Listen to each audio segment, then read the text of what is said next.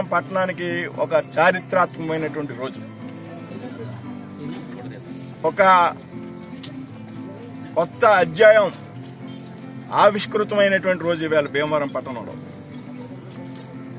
భీమవరం పట్టణంలోనే కాకుండా అసెంబ్లీలోనూ కాకుండా చుట్టుపక్కల భీమవరం నుంచి నర్సాపూర్ కనెక్టివిటీ ఉన్నటువంటి ప్రాంతాలన్నింటికి కూడా గత 25 సంవత్సరాల కోరంగా తేరని కలగా ఉన్నటువంటి బైపాస్ రోడ్లో రైల్వే గేట్ ఏదైతే ఉన్నదో అది ఈవేళ ప్రారంభించుకోవడం ద్వారా మరి ఈ ప్రాంత ప్రజలు పెద్ద ఎత్తున ఆనందోత్సాహాలతో ఉన్నారనేటువంటి విషయాన్ని ఈ సందర్భంగా తెలియజేస్తూ ఉన్నా. గత 25, 26, 27 సంవత్సరాలుగా అనేక ఉద్యమాలు చేసినటువంటి సందర్భం ఈరోజు మా అందరికీ కూడా గుర్తొస్తోంది. దీని గురించి తిన్నటువంటి లాఠీ దెబ్బలు, దీని గురించి జరిగినటువంటి అరెస్టులు అనేక సందర్భాల్లో అవన్నీ కూడా ఈ రోజు మేము స్మరించుకుంటూ ఉన్నాం. మరి భీమవరంలో పెద్ద ఎత్తున ట్రాఫిక్ కి ఒక రిలాక్స్ కలిగేటువంటి అవకాశం ఉంది.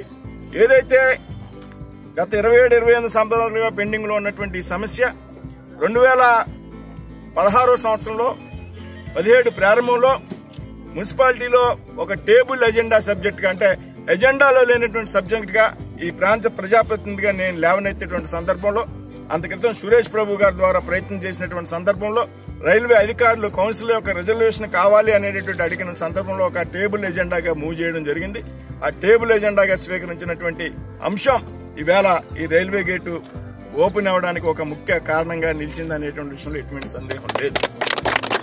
మరి చైర్మన్ గా ఉన్నటువంటి గోవింద్ బాబు గారు, వైస్ చైర్మన్ గా ఉన్నటువంటి సూర్యనారాయణ రాజు గారు, అప్పుడు ఉన్నటువంటి మున్సిపల్ కమిషనర్ గారు ప్రత్యేకంగా దీనికి గేట్ షిఫ్టింగ్ కి కలెక్టర్ గారు పర్మిషన్ ఇవ్వాల్సినటువంటి సందర్భంలో అప్పుడు కలెక్టర్ గా ఉన్నటువంటి భాస్కర్ గారు కూడా ఈ ప్రాంతాన్ని సందర్శించడం, సానుకూలంగా స్పందించడం, మరి ఆ తర్వాత కాలంలో 50 లక్షల రూపాయలు మున్సిపాలిటీ కట్టాలనేటువంటి ఒక ప్రతిపాదన వచ్చినప్పుడు దాని కౌన్సిల్ అంతా కూడా మరి గోవిందరావు గారి ఆధ్వర్యంలో దాన్ని యునానిమస్ గా కూడా దానికి అంగీకరించడం, స్థానికంగా ఉన్నటువంటి శాసనసభ్యులు సహకరించడం, ఫైనల్ గా మరి రైల్వే అధికారులు చేరాక ప్రత్యేకంగా గోకరాజు రంగరాజు గారు ఎవరైతే పార్లమెంట్ సభ్యులు ఉన్నారో ఆ పార్లమెంట్ సభ్యుల ద్వారా మేమంతా కూడా కలిసి సురేష్ ప్రభు గారిని కలిసి ఈ సమస్యను నిర్వహించడం ద్వారా అందుకితం వెంకయ్యనాయుడు గారు కూడా వచ్చి గేట్ను మేము చూపెట్టడం జరిగింది. ఇక్కడ ఉన్నటువంటి సమస్యను వివరించడం జరిగింది. ఆయన కూడా సురేష్ ప్రభు గారితో మాట్లాడడం ద్వారా ఇన్ని రకాల ప్రజాప్రతినిధులు చక్కటి సమన్వయంతో పార్టీలకు అత్యధికంగా పనిచేసినందువల్ల మాత్రమే ఇది సాధ్యమైంది. కాబట్టి రాబోయేటువంటి రోజుల్లో ఎవరైనా సరే రాజకీయాలకు అతీతంగా పార్టీలకు అతీతంగా కనుక కలిసి పనిచేయడం కనుక మనం ప్రారంభిస్తే సమస్య పరిష్కారం కానిదంటూ ఏది ఉండదనేటువంటి విషయానికి ఇది ఒక చక్కటి ఉదాహరణగా నేను చెప్తూ ఉన్నాను. రాబోయేటువంటి రోజుల్లో కూడా మరి ఇవాళ రైల్వే గేట్ ప్రారంభమైంది. ఈ పక్కన ఉన్నటువంటి క్వాలిటీ రోడ్ ని మనం వైండింగ్ చేసుకోవాల్సినటువంటి అవసరం ఉంది. ట్రాఫిక్ పెరిగేటువంటి అవకాశం ఉంది. అలాగే మరి పక్కన ఉన్నటువంటి స్కూల్ కూడా ఏఆర్కే హై స్కూల్ ఏదైతే ఉందో అక్కడ కూడా విద్యార్థుల సంఖ్య భారీగా పెరిగేటువంటి అవకాశం ఉంది. ఏదైతే అటాచ్డ్ రోడ్స్ ఉన్నాయో ఈ రోడ్స్ ను కూడా వైండింగ్ చేసేటువంటి కార్యక్రమంలో ప్రజాప్రతినిధులంతా కృషి చేస్తామన్నటువంటి విషయం చెప్తూ మరి సందర్భంగా ప్రజాప్రతినిధులు అందరికీ కూడా గౌరవనీయులు గోకరాజు గంగరాజు గారికి, ముఖ్యంగా సీతారామలక్ష్మి గారికి, శాసనసభ్యులకి, మున్సిపల్ చైర్మన్ గా అందరూ కూడా తెలుస్తూ మరి ముఖ్యంగా ఎవరైతే రైల్వే అధికారులు ఉన్నారో రైల్వే అధికారులు సానుకూలంగా స్పందించడం ద్వారా మాత్రమే ఇది సాధ్యమైంది. రైల్వేలో ఇవాళ ఎవరైతే డిఆర్ఎంగా ఉండవలసినటువంటి వ్యక్తి తెలుగు ఆయన ధనంజయ్ గారు, అలాగే ఏడీఆర్ఎం గారుగా ఉన్నటువంటి రామరాజు గారు, అలాగే వివేక్ యాదవ్ గారు ఏదైతే వేళ రైల్వే బోర్డు చైర్మన్ గా ప్రమోషన్ వచ్చి ఎల్లున్నారు, ఆయన మన జడ్డమ్మగా ఉన్నటువంటి సందర్భంలో వీరందరూ కూడా ఈ కార్యం, అలాగే ఇంజనీరింగ్, ఈ రైల్వే ఇంజనీరింగ్ సంబంధించినటువంటి ఒక అధికారులు, లోకల్ గా ఉన్నటువంటి ఏడీఎన్ గారు గాని, డిఈఎన్ గారు గాని వీళ్ళందరూ కూడా ఒక సహకారం కారణంగా మాత్రమే ఇది పూర్తయింది. తప్పనిసరిగా ఎన్నికల కోడ్ అమలులో ఉన్న కారణంగా ఇది కొంత నిరాడంబరంగా దీన్ని ప్రారంభించాలని ఆలోచనతో ఈ విధంగా చేయడం జరిగింది. ఎన్నికలు కూడా పూర్తయిన వెంటనే కూడా ఎవరైతే గౌరవ ప్రజాప్రతినిధులు ఉన్నారో వాళ్ళందరినీ కూడా తీసుకొచ్చి అదే విధంగా మరి రైల్వే అధికారులు ఎవరైతే ఈవేళ ఈ విధంగా మన గేటు ప్రారంభించుకోవడానికి ముఖ్యమైనటువంటి రైల్వే అధికారులు ఉన్నారో వాళ్ళందరినీ కూడా పిలుచుకుని మరి ఈ ప్రాంత ప్రజలుగా మనందరూ కూడా సత్కరించుకోవాల్సినటువంటి బాధ్యత ఉన్నది.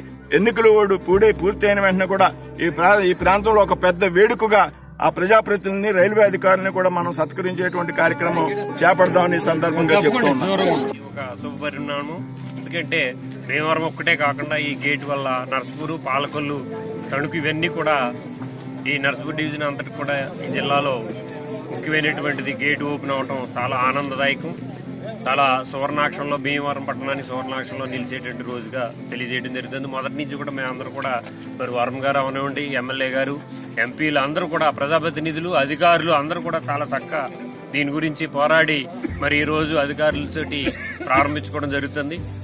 ఈ రోజు చాలా ఆనందకరమైనటువంటి రోజు ఇవాళ. ఈ బైపాస్ రోడ్డు తీయడం వల్ల భీమవరంలో ట్రాఫిక్ సమస్య పూర్తిగా వదిలేస్తుంది. చాలా ఆనందంగా ఉంటుంది. ప్రతి ఒక్కరూ కూడా 2 నెలలన్నా 1 నెలలన్నా ఎక్కడికి వెళ్ళాలన్నా సరే చాలా సరదాగా వెళ్ళి రావడం జరుగుతుంది. కాబట్టి మేము చాలా నాయకులందరికీ కూడా ధన్యవాదాలు తెలియపరుచుకుంటున్నాం. ఈ బైపాస్ రోడ్డులో ఈ గేటు ఈరోజు ఓపెన్ అవ్వడం చాలా శుభపరిమాణం. ఇది 14 సంవత్సరాల కళ సాకారం అయింది. తర్వాత బీజేపీ వర్మ గారు కృషి, ఎంపీ గారు గంగసాంతరాజు గారు, మా ఎమ్మెల్యే పులపతి ఆంజనేయులు గారు, మున్సిపల్ చైర్మన్ చంద్రబాబు గారు అందరూ కృషి ఇవాళ సాకారం అయింది. 15 సంవత్సరాల నుంచి పడిన బాధ ఇవాళతో తీరినవి. అంచేత ఇక 1 టౌన్ 2 టౌన్ వెళ్ళడానికి అన్ని కూడా సుగమంగా అయింది. కాబట్టి ఇవాళ పరిణామం. భీమవరం, ముఖ్యంగా భీమవరం పట్టణంలో ట్రాఫిక్ సమస్య చాలా వరకు పరిష్కారం అయినట్టు మనందరం భావించాలండి.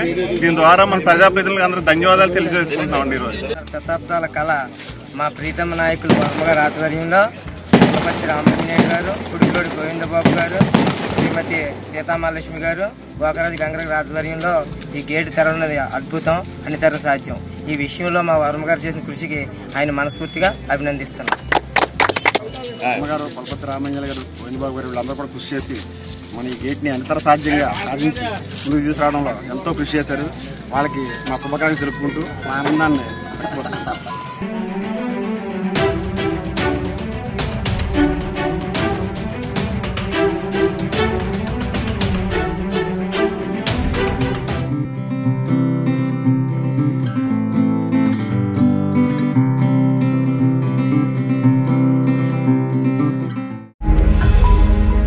ఈ వీడియో గనుక మీకు నచ్చినట్లయితే లైక్ చేయండి, షేర్ చేయండి.